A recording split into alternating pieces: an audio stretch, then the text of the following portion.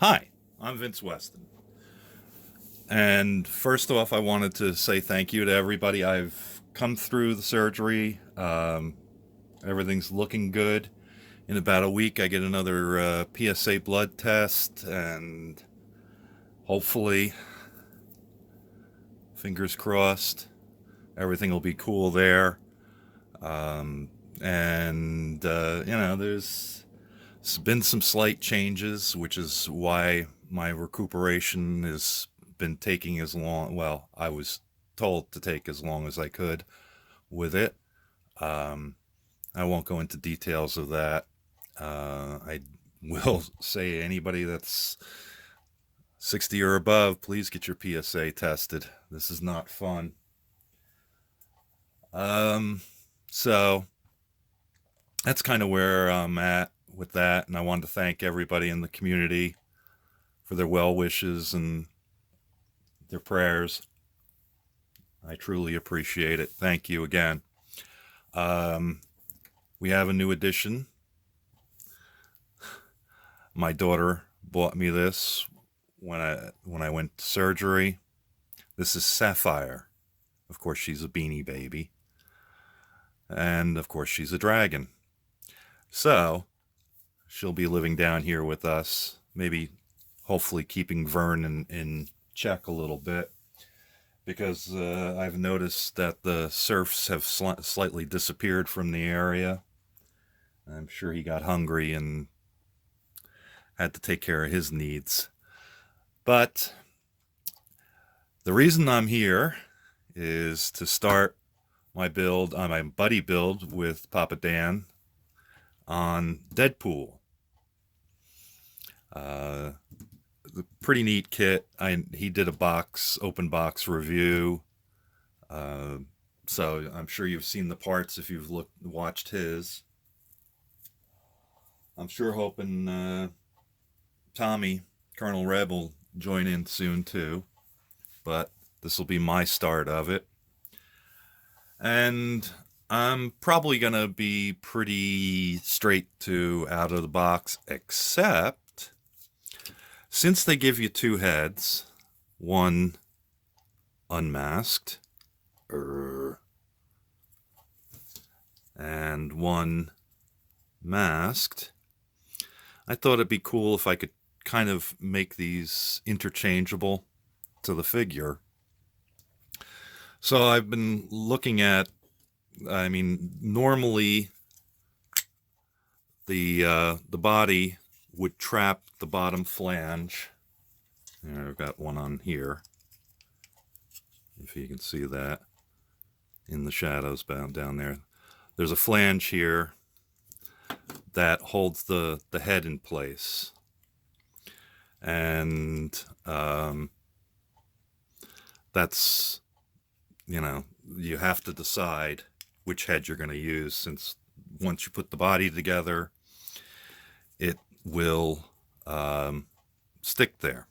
It'll be the only head. But I was kind of thinking, I kind of like both heads, and I definitely want to do both heads up. But I was thinking there must be a way that I could make these interchangeable using earth magnets and nails. So what I've done on this one, you can see there, I've cut off the bottom of the flange, and I'll glue that inside here and drill a hole through, put an earth magnet in there as big as I can get, and then I'll put a nail in the bottom of the heads. That way I only have to use one earth magnet versus three. So, like I said, I've cut off the flange. I've actually glued it together, and once I get it glued in here and fit in place, I can build the rest up. First, starting with the sub assemblies of the arms and legs. One of the other things I'm going to do is the same thing that HPI guy did, was I'm going to leave the hands unfinished until I approach the end. That way I can paint the gun. And kind of one of the other things I was thinking about was this sword. It looks odd to me that he's got a sword in one hand and the gun in the other.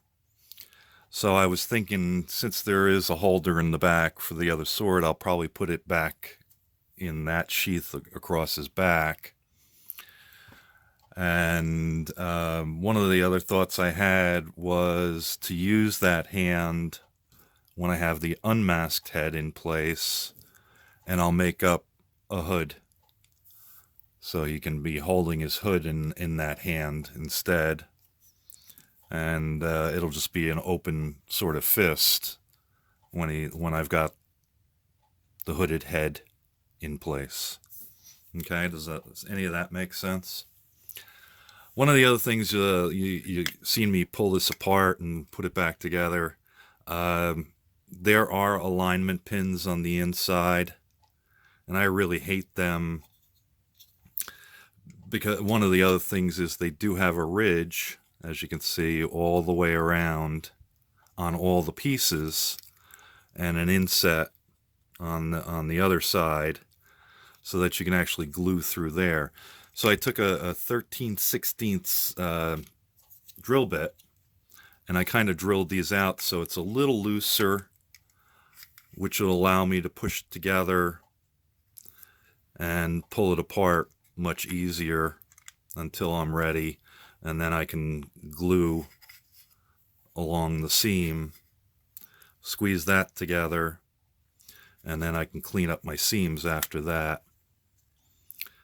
The fit is actually pretty good. Excuse me. There shouldn't be too much, if any, filler work necessary, at least on the body. I will have to do some sanding, I'm sure, on some of the seams. You can kind of see them. So I'll have to clean those up a little bit, at least where they show. And particularly with the legs, because this is all smooth where the legs connect. It's not like part of the costume. So that was kind of one of the weird parts of the molding. I would have thought they would have brought this leg down to here where you have the band, and then just put that part of the leg on to cover that, and the same thing on the other leg. But they've put them put the parts a little higher, so it's going to take a little seam work to get that done too. So that's kind of where I'm at. I'm working on the experimentation with the heads, and the heads aren't glued together yet either. They're just pushed together. I mean, there's a good snap fit in the kit. I just not that wild about snap fit anyway. So I glue everything, pretty much everything. It's time to get back to the bench and start working on some more of this stuff. So I'll say till the next time. We'll see you later. Bye-bye. Thank you for watching Vincent Weston Models Foam the Dungeon.